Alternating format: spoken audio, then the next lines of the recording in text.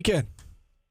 Not too bad until Sunday afternoon, but other than, the Eagles playing about as bad as you possibly can, the rest of it was really good. Well, the Bills said, hold my beer last night. I don't know. I'm not sure which one of us had a worse Sunday. I'm a Patriots fan. Yeah, okay. Fair enough. Yeah, well, you guys had no expectations this weekend. The best part of that game was when I decided to start live betting punt on every drive. How'd that go for you? Probably pretty well, right? Pretty well. Yeah, right. Yeah. Genius. All right, let's talk about our Saturday then, Mike, and let's talk about this Holy Cross game. And, the final score is about what we predicted, right? I think I said 45-10. You were right. What was your prediction? You were right around what it ended up being. I was 45-13, so I was pretty close as well. So you were pretty close as well. So, again, we said this at the top of the show. The final score was about what we expected.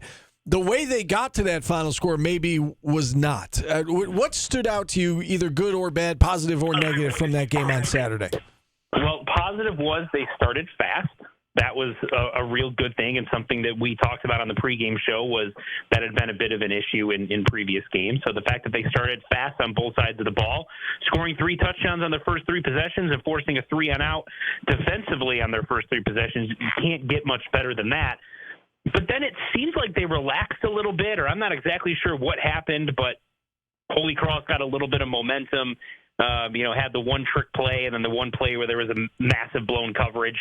And that happens because really other than those 2 plays, offensively, Holy Cross couldn't really do much for most of the game. So defensively, even though there were stretches where the pass rush wasn't all that great, you still felt like they pretty much controlled things for the most part. But offensively, the inability to run the ball a little bit more consistently, Kyle McCord was still under more pressure than I think we expected, and they kind of had a lull where it felt like every time they'd get close to scoring and really putting the game away, something would happen, whether it was an interception or a penalty that pushed them back out of scoring range, 3 missed field goals. If they play a little bit more of a sharper game, this is a game where they might have been able to hit 60 points.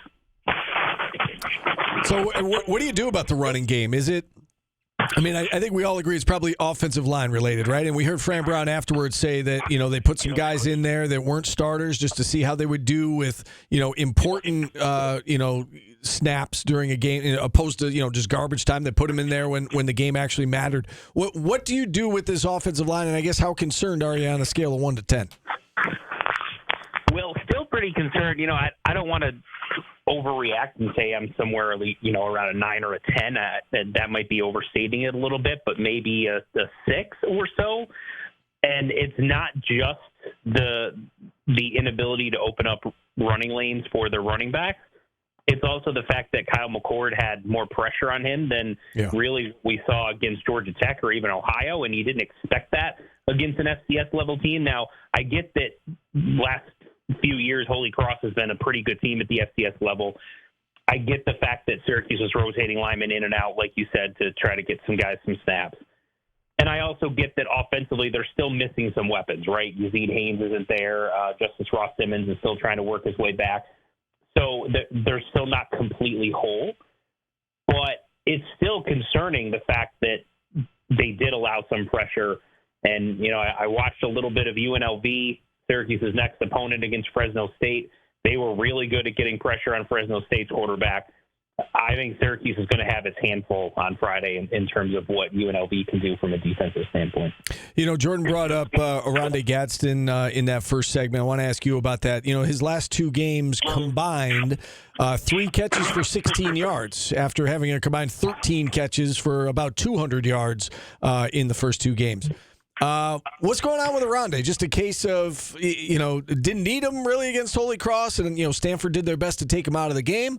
Or do you think it's something more than that? I wish I knew the exact answer to that. You hope that it's just the Stanford game was kind of an anomaly and they didn't really need him against Holy Cross, but it's not like they didn't go to him. They targeted him 7 times against Holy Cross. He only had 1 catch. There seems to be something off, and I don't know exactly what it is, but between the uncharacteristic penalties against Stanford, he's had a little bit of a case of the drops early on in this season. He had a couple in the first 2 games that you didn't expect, even though he ended up with good numbers there. And then, he had a couple of drops in the last two games as well. So a little bit concerning, but ultimately, given what I saw from him in the first two games, how productive he can be, how dynamic he can be from that tight end position, I'm not ready to hit the panic button or write him off by any means. But I think this game against UNLV is one where, if Syracuse is going to go on the road and beat a team that's going to be favored to beat them, then I think Oronde Gadsden has to be a big part of that. You've brought up UNLV a couple of times. They looked really good, right? They had all the drama last week with the change of quarterback, and I thought some of the comments to come out after the game were enlightening about change for the better. It sounds like, and maybe the players are going to say that no matter what because they're backing their guy now. But it sounds like UNLV is going to be just fine without Matthew Sluka. What do you make of the Rebels? What has stood out to you from watching this team start undefeated on the season? I think they are more dynamic offensively because they can be more balanced. Matthew Sluka, as good of a runner as he was barely completing or was just under 50% completion percentage on the season, not a great thrower of the football. And the quarterback who stepped in was very efficient throwing the ball against Fresno State.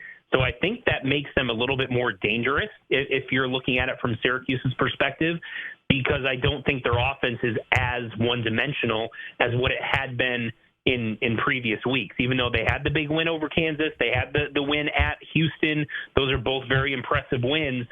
I just think that their offense has more potential with this new quarterback based on what I saw from him against Fresno State. Now, it's also possible, sometimes given a situation, everyone kind of rallies because people were writing them off a little bit with the Sluka situation, and, everything kind of comes together and you have that one moment where everything goes perfectly, and then you go against a better opponent in Syracuse and perhaps things don't go as perfectly from the UNLV side. That said, I think they present a lot of problems because not only can he throw the ball, but he is also a very mobile quarterback who can certainly hurt you with his legs. So I think Syracuse is going to probably have to put together its best defensive performance of the season to try to shut that offense down. Mike McAllister, Syracuse on 247 Sports on Orange Nation. Mike, a little bit of an odd question for you. I picked my spot one question late, but I still want to ask. As you mentioned on Twitter, there were recruits at the game, Syracuse Holy Cross game. I'm curious if you've either A, heard from any of them, or B, just what your general gut feeling is. How does that game against Holy Cross look in your eyes to recruits? It was a blowout. There were definitely some issues. Do you think that's the game Syracuse wanted with guys in attendance? And, how much does the actual result of that game, do you think, matter to recruits in attendance versus the overall experience? I think the overall experience and the fan support and the loudness of the dome and those types of things mean a lot, and how full the stadium is. Those things mean a lot more than that one individual result, with the caveat that recruits are going to be more impressed if Syracuse wins 8 or 9 games as opposed to only winning 5 or 6, but the one that they went to, Syracuse played really well. If you go to a game against Holy Cross and they kind of aren't their sharpest and they win by 4 touchdowns, but didn't really feel like they were as dominant as you expected, but Syracuse ends up going 10-2 in the regular season, the atmosphere of the game and the end result of the season means a lot more than if Syracuse had won 72-0 in that game, but only ended up 6-6 on the season. So yeah, looking good certainly helps, but all those other things are much more important in the grand scheme of a recruiting process. And then another kind of recruiting question for you. I don't know whether we're calling it a flip-flop, a backflip. I think that's for you. But Demetrius Samuel, 4-star defensive back, was committed to Syracuse. Then he flipped to Florida in late July. Then yesterday it was announced that he's back with Syracuse, probably because Florida stinks, not to be rude. What do you make of the whole situation? What do you know about it? And was it as simple as that from your knowledge? Just Florida's not playing well, I'm going back to Fran? Well, I like the backflip. I think that's the perfect term for it. It doesn't happen very often. Usually when someone flips from a school, even if they don't end up sticking with that new school that they flipped to, it's rare that they go back to the original school they flipped from. Now, in this case, there's a little bit of a dynamic because when he committed to Syracuse, it was as a class of 2026 recruit. When he flipped to Florida in July, not only did he flip, but he reclassified to the 2025 class. Now when he's flipped back to Syracuse, he's sticking with that 2025 class. So he's actually going to be coming for next season, which means, Syracuse fans that are saying, well, I hope it sticks this time. You only have, 2.5 months that you have to get through as opposed to, a little over a year until he's able to sign. So that's the good news. As far as how this all went down, I think the fact that Florida has been a dumpster fire has certainly played a role in it. Almost nobody expects Billy Napier to survive this season. All of that is a factor. But when I specifically asked him why flip back to Syracuse, his response to me was Fran Brown. That was it. Nothing else. It was Fran Brown.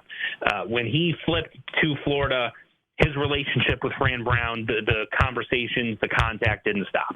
And so that ultimately his relationship with Fran Brown, his belief in the direction of the program under Fran Brown, and I think combined with the state of Florida, certainly played a large role. Now, before he made this flip, he was planning on taking official visits, including one to Alabama, to Florida, and to Syracuse, and potentially a Central Florida or another school.